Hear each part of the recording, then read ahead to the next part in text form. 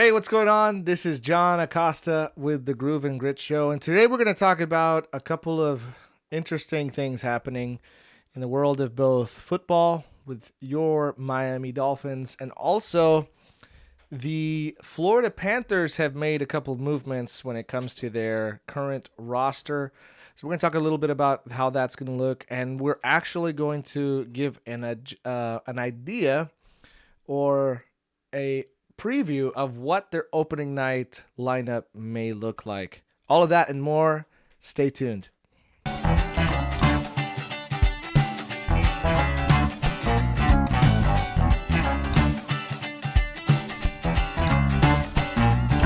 the NFL Players Association is currently on a mission to try to figure out what may have occurred in the handling of Tua's injury on the game against the Bills.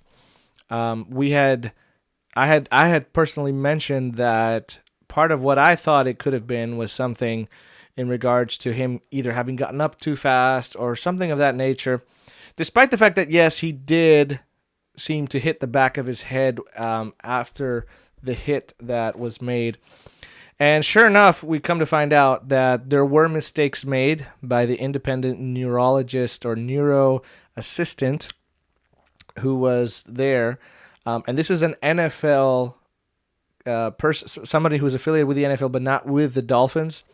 So the question is going to be, what in fact was Tua's response to the protocol that was put in place and the doctor that reviewed him and checked him out for signs of a concussion and so on, but also what responsibility do the Miami Dolphins have when it comes to putting him back on the field and whether or not that was the right decision. We'll talk about that. And then besides that, a couple other things that are happening is the Florida Panthers are getting close to finalizing their roster for the upcoming 2022-2023 season, and as it stands right now, there is a few spots remaining open that I think are going to go down to the wire when it comes to how and who are the candidates that will, in fact, occupy those spots.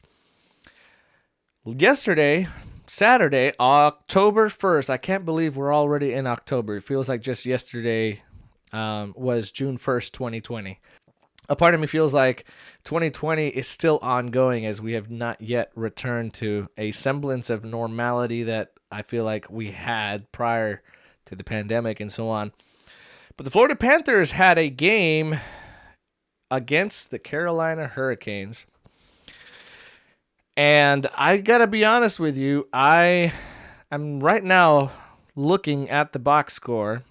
And the fact that the Panthers did not have all of their top players playing is almost irrelevant, because the thing that stands out the most about this game was the 47 shots on goal by the Carolina Hurricanes versus the Panthers 10.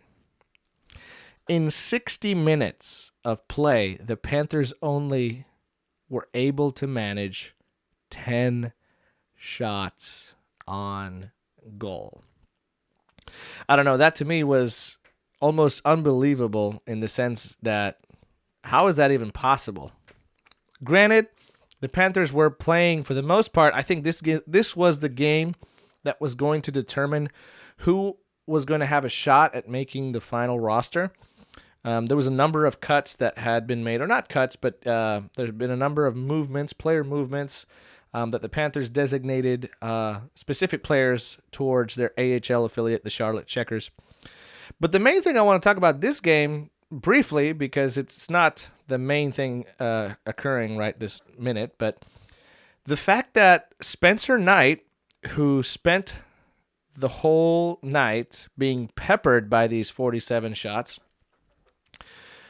somehow comes away with a .915 save percentage, and somehow comes away with 43 saves. He had a 43 save performance.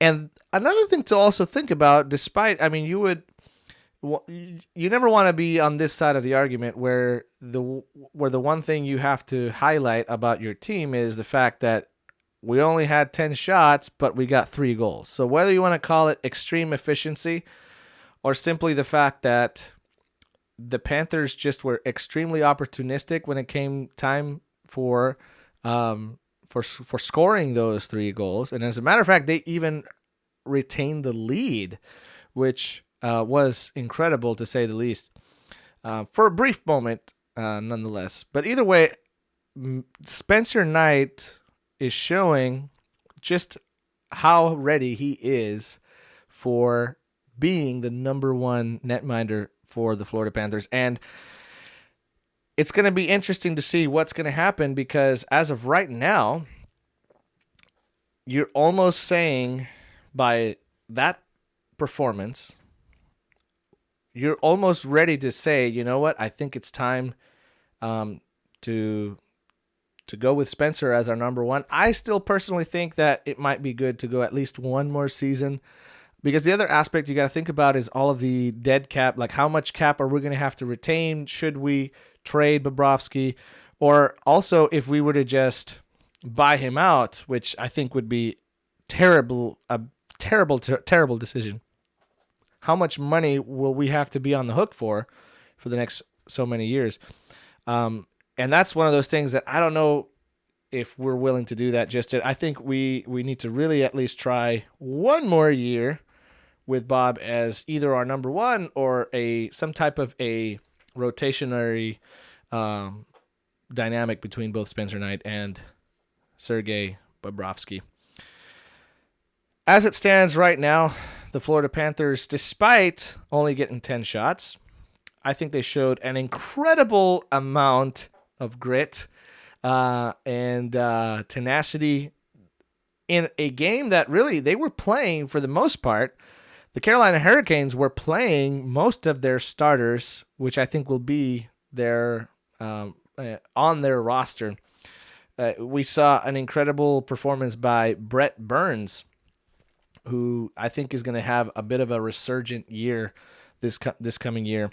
And it's going to be interesting to see all of the times that Carolina and Florida play against each other to see just how good Brett Burns will be for the Hurricanes. All right, so let's talk about what is it that I can see happening for this Florida Panthers roster. As of right now, Jameson Olive, who is one of the official journalists that covers the Panthers for the Panthers, he tweeted out about what he's currently seeing in practice, and this was 2 hours ago today, Sunday, October 2nd. And they've got Tkachuk, Barkov, and Heponiemi as the top offensive line.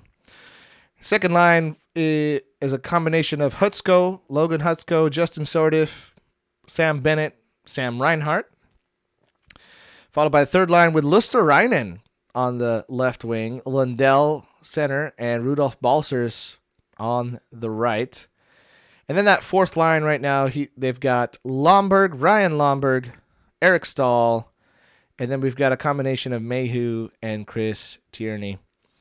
The defensive lines for this practice was Forsling and Ekblad as our number 1 D pair, Mark Stahl and Brandon Montour as our second D pair, Lucas Carlson, Radko Gudas as the third, and then Mats Kierstead and Michael Delzato as the fourth. Not practicing today was Patrick Hornquist or Colin White. And I tell you, this is an interesting setup. I think some of the guys who I would say are on the bubble to make the team are the likes of Alexei Heponiemi. I would say also Logan Hutsko, Justin Sordiff, although I don't think Justin Sordiff will be on the opening day roster or be on the roster for this year. I think he'll probably spend most of this upcoming season in the AHL, barring any injuries, of course. And then that third, it's interesting that they've got Luosterainen on the third line with Lundell and Balcers. I think Luosterainen, much like Lundell and Barkov, also a very defensively responsible player, but is also a player that showed a lot of promise, especially on the penalty kill. And it's going to be interesting to see because as of right now, obviously Patrick Hornqvist, Colin White, and I also don't see Nick Cousins on this list of players. So I mean, it's going to be interesting to see. But I think really here, the players that I think are fighting for a roster spot are Hutsko, Sardif. I would say I can't for sure say either Mayhew or Tierney. I think Tierney seems, to me at least, seems to be a bit of a lock for the roster per se. But again, it's gonna be interesting to see how that all works out. So here's how I see this roster finishing out. I think up front for the first line, I think it's a no-brainer, of course. We've got Alexander Barkov as our number one center. Let's put Matthew Tkachuk on the left wing. And on the right, we're going to go ahead and put Sam Reinhart. Okay? I'm going to put Verhaeghe on the second line, followed by Sam Bennett. And then on that right side, I'm going to put Colin White. I think that's what I'm going to go with. We're going to put Colin White on that right side. Third line. I say for this third line, this is where now we put Eetu Luostarinen, followed by Lundell on the left. And then let's go ahead and put Nick Cousins on the right for this third line. And then as our fourth line, and this is where some of these bubble players I think will end up, but I think for sure Eric Stahl has played his way to a roster spot. I think even from the game that I attended, it was really cool to see Eric, that the front of the net presence that he was showing, especially on the power play. Whether or not he actually ends up playing the power play when it comes down to it, I don't know. But what I really love about him is he's the type of player that is not afraid of getting in front of the net. Now, whether or not he's officially made the transition to being that bottom six or bottom nine forward, I don't know, because most of his career he played, top six. It'll be interesting to see whether or not his style of play will work for that fourth line. But I'd say, for the sake of the argument, I'd say Eric Stahl is your fourth line center. And on the left, you'll put Ryan Lomberg. And on the right, I'd say you'll put, and this is where it gets complicated as well, because we do have a cap issue. So, but let's say for the sake of the argument, I'd say we put Patrick Hornqvist on that right side. That's our forward lines. Now, when it comes to our defensive line, I'd say that's where we have a little bit of wiggle room when it comes to how we want to work it. But for sure, our top right side D, Aaron Ekblad. Our top left side D, Gustav Forsling. Now, second pair, defensive pairing, we'll put Brandon Montour as our right side D. And then our left side, I'm going to go ahead and say Mark Stahl on that left side. For our third line defensive pairing, we will put Radko Gudas on the right. And this is where another one of these bubble situations, we've got anyone of the likes of a Michael Delzato, Anthony Bitetto, Lucas Carlson, whether or not he's ready. But I'd say any one of those three guys, although I'm going to, for the sake of this video, I'm going to go with Lucas Carlson. So overall, it's going to be interesting to see what this final roster is going to look like. The Panthers did announce that they had assigned forward Henry Bolby, defenseman Kalle Sagelin,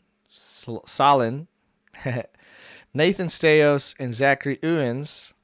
And then goaltenders Jean-Francois Berube and Evan Fitzpatrick to the AHL Charlotte Checkers. And they're all expected to report to Charlotte.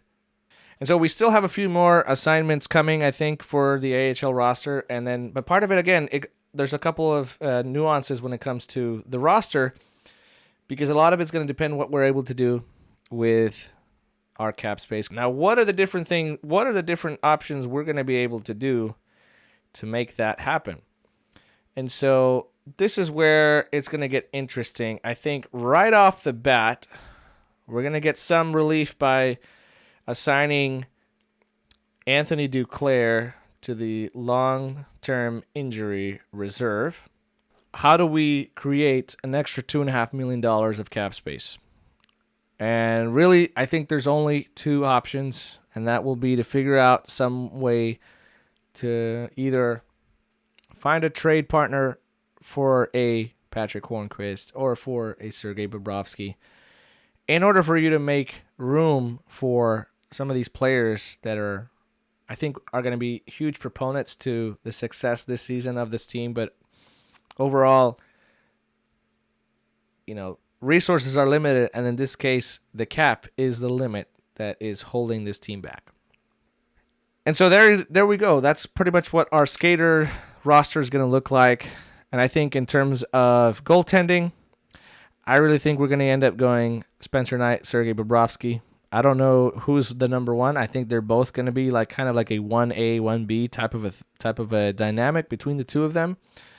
But overall, I think it'll be conducive not just for Spencer's development, but for the team to have the veteran Sergei Bobrovsky be around for this team and for Spencer Knight's development. So that's just getting an extensive look at this Florida Panthers roster.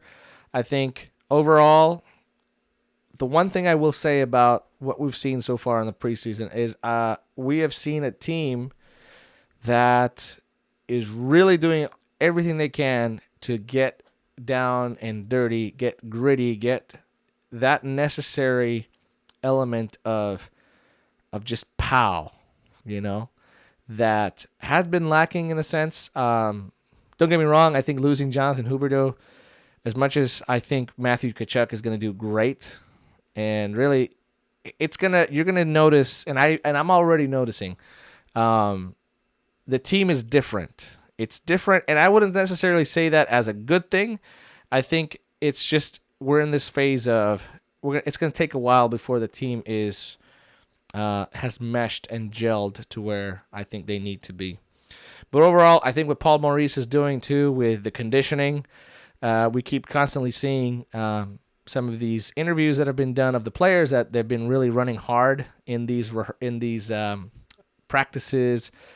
Man, I remember growing up, I played a lot of soccer, and I remember some of the best coaches I had were huge about conditioning. And as much as that is taxing on you, both mentally, physically, conditioning is what will take you to that next level when you get into April, May, June in the quest of that Stanley Cup.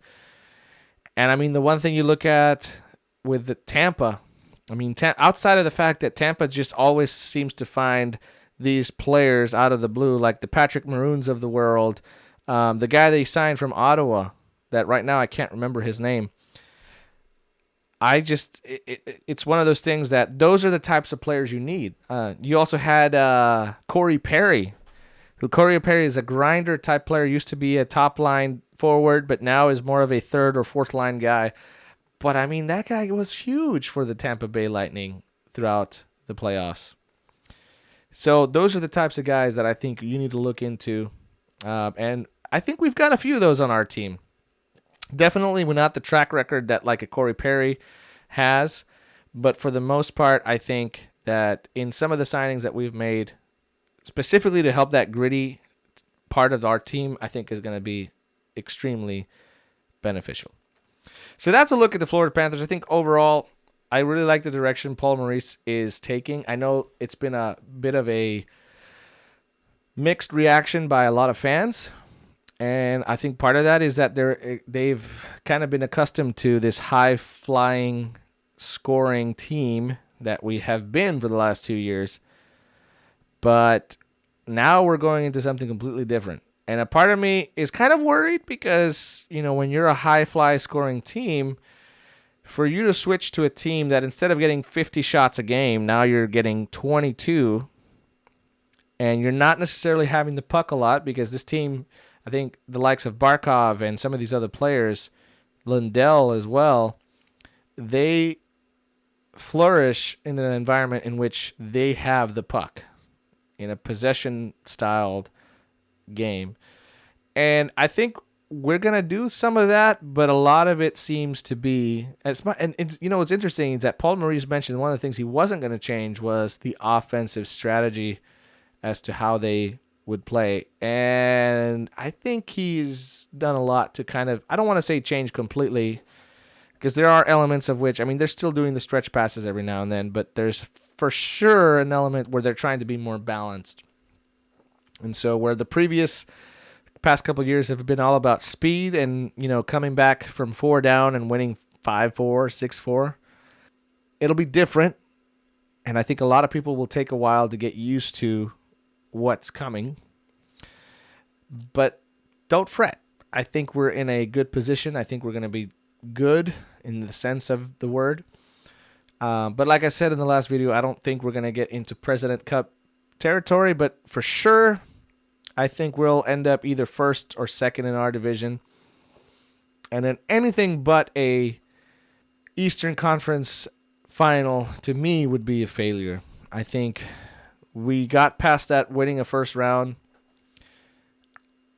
If we were to lose in the second round of the playoffs, I think I wouldn't necessarily be disappointed, as long as we don't lose in a sweep or anything of that nature.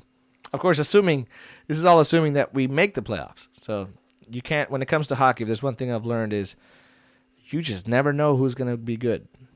And the last few years, I think the Panthers have also benefited from the likes of, you know, the Montreals of the world. And then in a certain sense, you know, you have also, you know, Ottawa that has been terrible for a good while, but I don't think Ottawa is going to be same old Ottawa that they've been the last few years.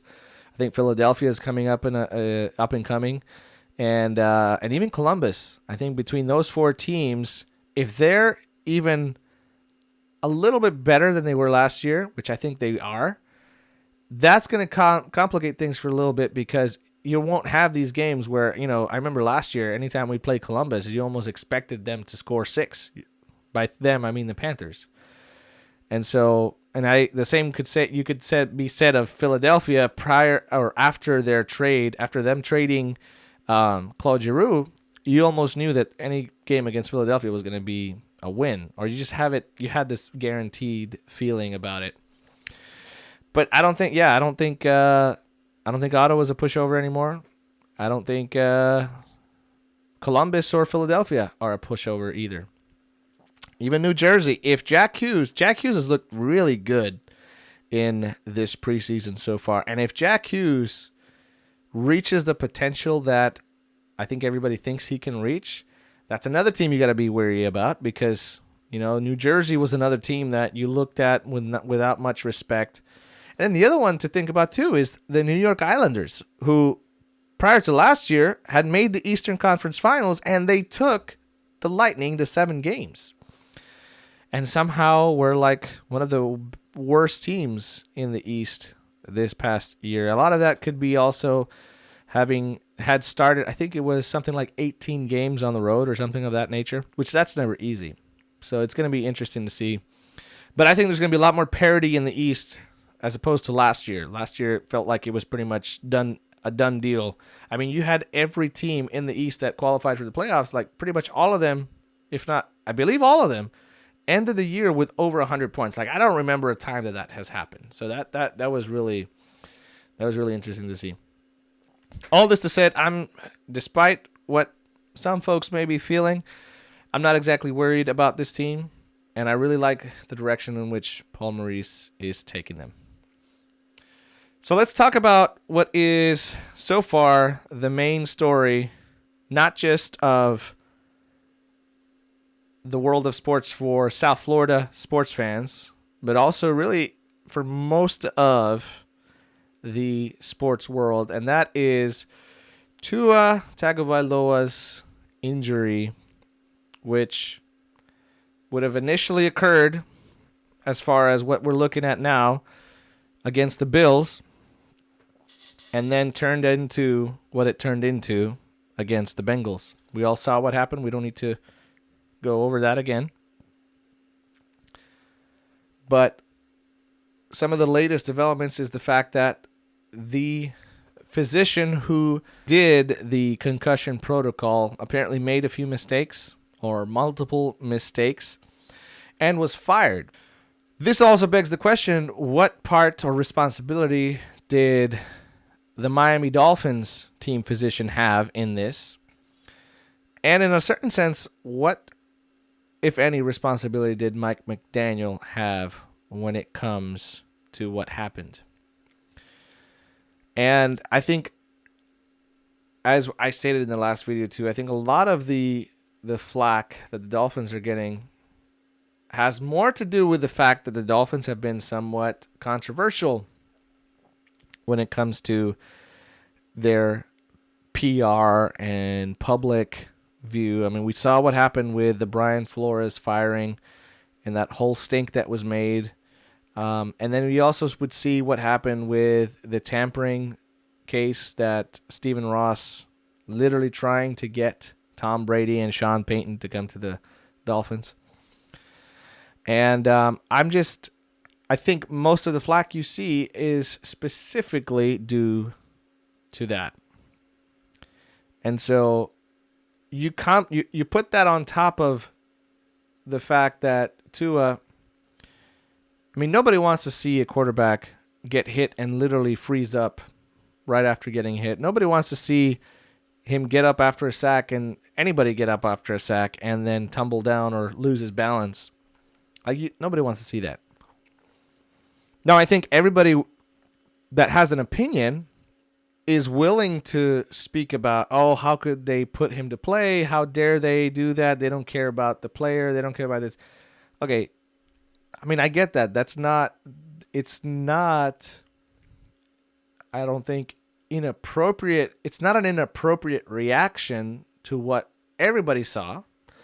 I mean, I think what I saw too, I either thought it was, something that was different, or it's not that him having a concussion against the Bills didn't cross my mind. It's that I'm assuming that the concussion protocol that the NFL currently has in place, which, the NFL has been subject to multiple lawsuits in the past few years when it comes to former players who suffered with CTE and players who had committed suicide even, and their brains were studied, and then finding all of this issue when it comes to this brain issue.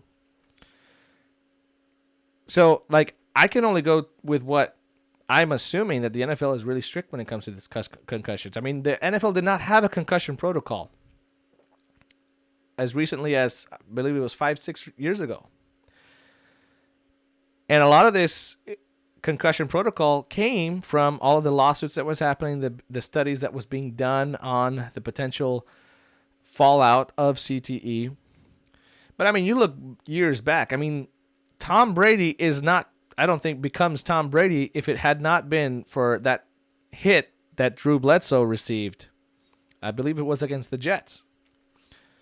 And so, where was that protocol for them? You know what I'm saying? So, and I get it. Times change and we're different. And now we're in an environment that is extremely aware or hyper aware when it comes to these kinds of things.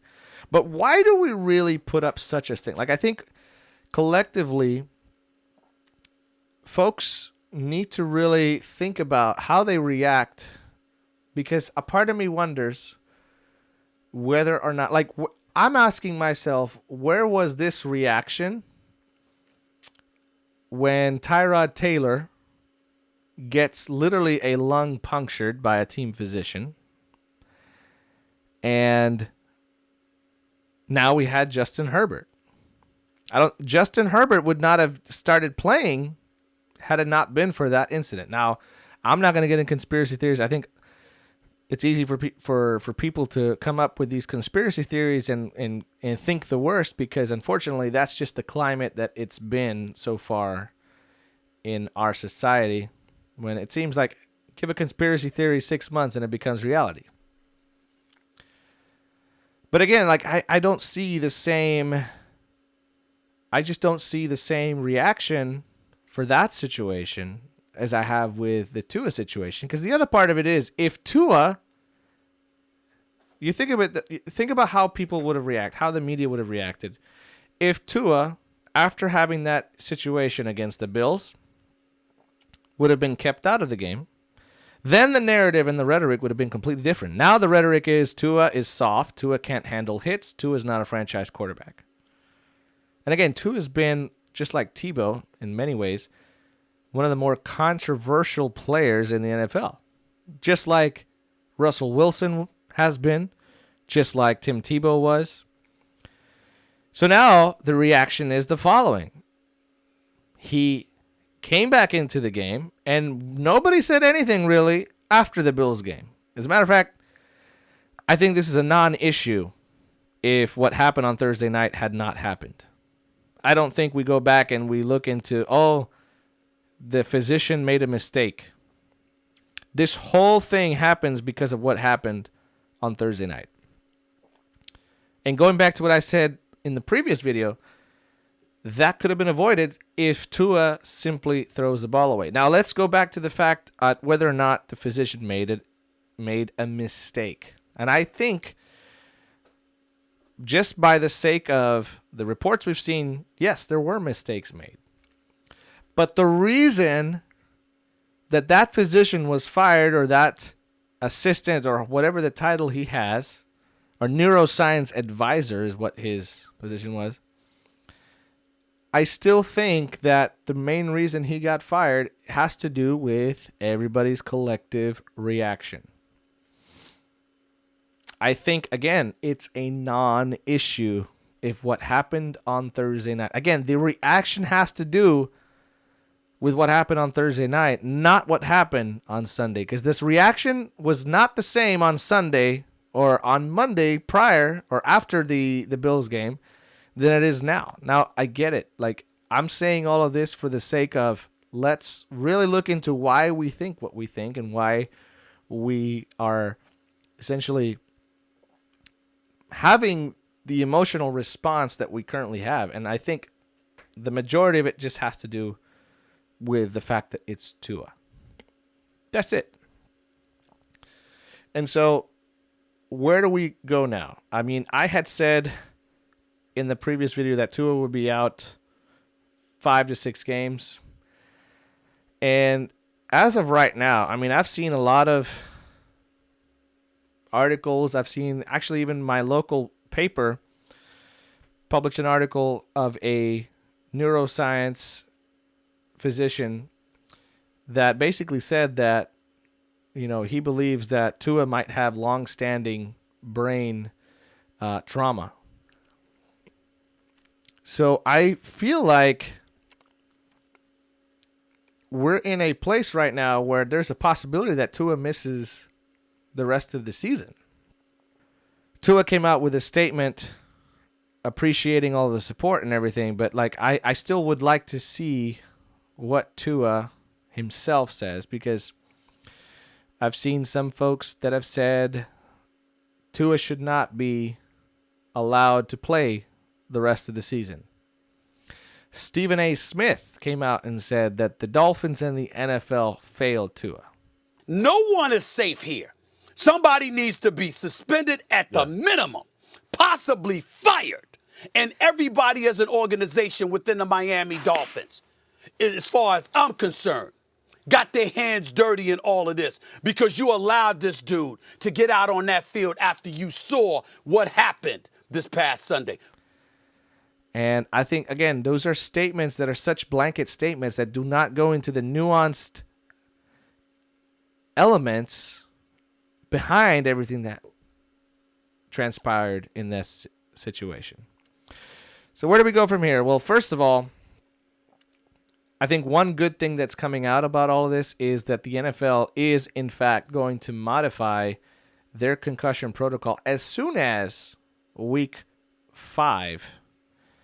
So by the end of week 5, it should be that we have a new and improved concussion protocol. The other side of it I think people are going to, and by people I mean coaches and physicians and doctors for all of these teams,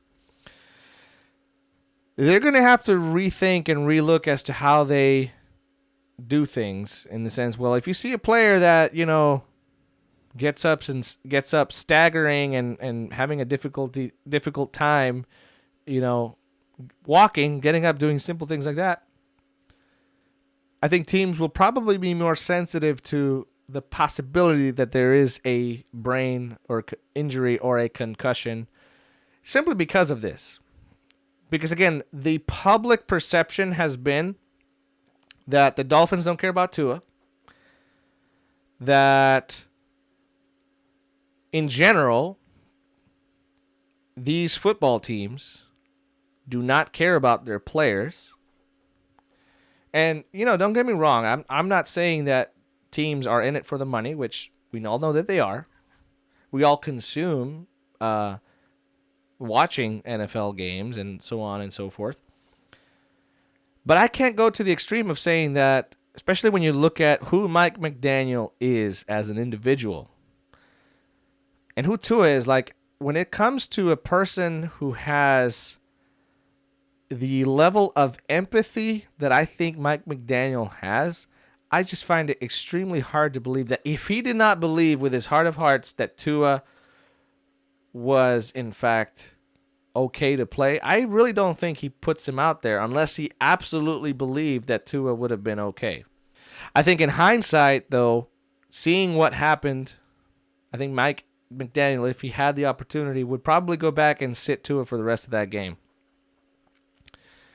And so I get it. Like, the NFL has had a history of mistreatment towards their players. And so that element I totally get and I can respect.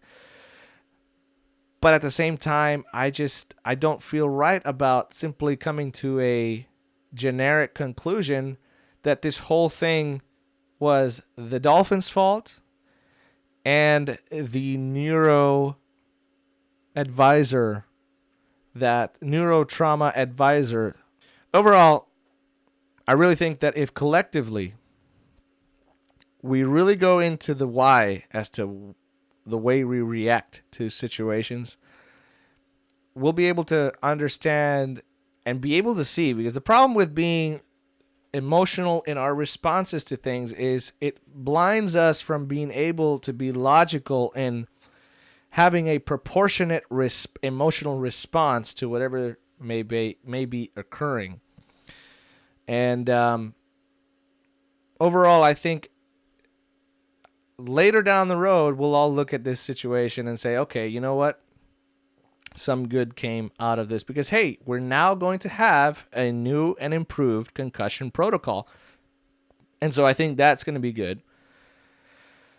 But also, I think in general, teams are going to take more responsibility in making sure that they don't put their players in a position to make a bad decision that would be detrimental to their health. Because if you know Tua, like many other players, man, they want to play. I can remember times, it takes an athlete to understand that when you are an athlete and you get hurt, man, you want to play. You want to play. I mean, look at what we saw. Today I saw a tweet. And by the way, I really loved how this was done. J.J. Watt tweeted, mainly because he realized that somebody was going to leak some personal information about his health. He tweeted 2 hours ago saying, I was just told somebody leaked some personal information about me, and it's going to be reported on today. And he says here, I went into AFib on Wednesday, had my heart shocked back into rhythm on Thursday, and I'm playing today. That's it. Ladies and gentlemen, this is what an athlete is. This is the mentality of an athlete. So you cannot possibly simply come to the conclusion that it is always the team's responsibility when it comes to situations that happen with Tua when they happen. Because players want to play. Now, you will see situations like what happened with Antonio Brown, where he felt like he was injured and the coach was trying to get him to play, and the team physician seemed to check him out and say, hey, yeah, he's good to go. And Antonio didn't believe so, and so he left. We all saw what happened there. And that's a little bit of a different situation, but at the same time, you look at the variables of that situation versus the variables of the Tua situation. Bruce Arians is an old school coach. Mike McDaniel is a new school coach. He's a Sean McVay type of guy. He's a Kyle Shanahan type of guy. Bruce Arians is more of the type that you play. Like, you play and you play because you play. And because you got to play. And you got to not let your team down. And then Mike McDaniel is on a completely different spectrum when it comes to what an athlete is to him. Although I'm not saying that one is better than the other. I think the Bruce Arians way of thinking is good because it teaches the ability to press through despite what you may be going through, feeling, or whatever. Because I think at some point as an athlete, you're always going to be playing hurt no matter what. Playing soccer, I remember I had these terrible shin splints. So they were so bad that I wasn't able to even run in practice. But when it came time to game, like, I could have sat out and simply said, you know what, I'm not going to play. I can't play. I'm hurt. Now, my coaches also took responsibility of not allowing me to play when it was going to be extremely detrimental. But that's such a nuanced thing because every player is different. Every athlete is different. My tolerance for pain may be different to someone else's tolerance for pain. Okay? So those are the types of things that as individuals who follow sports, you have to think about. You can't simply make blanket statements by saying, oh, the Dolphins failed Tua. I just don't feel like it's fair. Bottom line is, here's where I think we end up when it comes to the Dolphins. I previously said 5 to 6 weeks and Tua will be back. More and more, it seems likely that Tua will probably get pressured into not playing the rest of the year. I'm hoping that's not the case. But it just does not look like the Dolphins are going to want to deal with that kind of PR pressure. Especially with everything else that have gone on. The Dolphins have had a terrible offseason when it comes to off-the-field things. And it's like that cloud does not leave from them. You almost want to say, what's next? So we'll see what happens. I'm still hoping that Tua will come back at some point this year. Of course, assuming it is not detrimental to his health. Because if, in fact, there is legitimate issues there, then of course you hold him back from playing. It's going to suck. And I think it's going to simply derail the season completely for the Dolphins. But if not playing Tua is going to be best for Tua, then I'm all for it. As long as that's in fact what is the case. And it isn't a question that it isn't something that is made or a decision that is made simply to appease the crowd and public perception and what kind of like what folks will call the mob say is what needs to happen. Bottom line, as I've said in previous videos and in this video, I'm going to say it again. I wish Tua the best, and I really think that overall, once this is all said and done and figured out, I think some good will come out of this no matter what. And I think having an updated concussion protocol is going to be a big deal. But going forward, I think Tua, hopefully, I pray to God that Tua will now find a way to know when it's too late to make a play happen. And I get it. Like, you know, you see the likes of Kyler Murray, who I think he had like a 17 seconds or so where he was just running around and trying to escape pressure. And he did, and he ends up running for a 2-point conversion that I believe it tied the game at that point a few weeks ago. But there's a certain sense in which, okay, don't put yourself in the position to hurt yourself. Like, be smart with it. Live another down. Literally, live another down. Play to live another down. But overall, listen, we're all sports fans, and the word itself says it. Fans, fanatics, And sometimes we let our fanaticism get beyond reality, beyond logic. And that's part of what makes sports so interesting to follow. And it's part of what drives me as a sports fanatic, is there's so many parallels in sports with life. I think many times we're like J.J. Watt, where we think, or we just feel like, hey, I need to do this because I need to do this. And that's it. How many times have we had to wake up thinking to ourselves, you know what? I got to wake up today and I got to go to work. I may not feel like I want to go to work, but I got to get up and I got to go to work because I have a responsibility. Now, we live in an era where having that sense of responsibility is frowned upon by most, because I feel like now we've transitioned into this whole, if you're not feeling it, well, then just forget about it. But one cannot live by what you feel.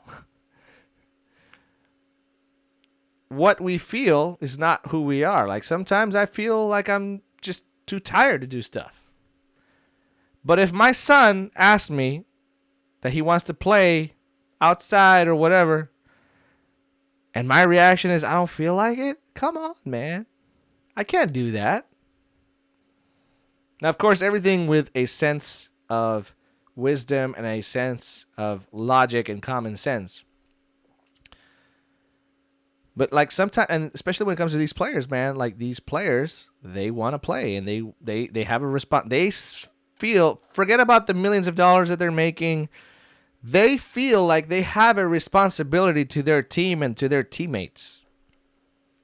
And so not every situation is the situation that you'll see from like the Antonio Browns, who felt mistreated by every team that he played with, mistreated by the front office, by the coaching staff, by players, teammates. Not every situation was like that.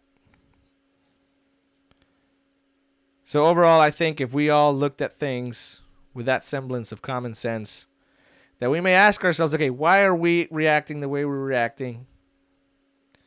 And how can we do better about being logical when it comes to all of this? This is Jon Acosta with the Groove and Grit Show on a special Sunday edition of the Groove and Grit Show.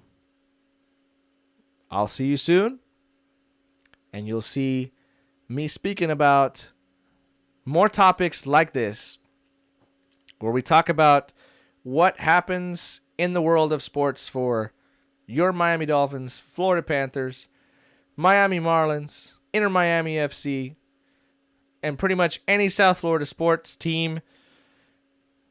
We will talk about it. Thanks so much for taking the time to listen. If you haven't already, I'd ask you to subscribe, follow us on all of our platforms, and I'll see you next time.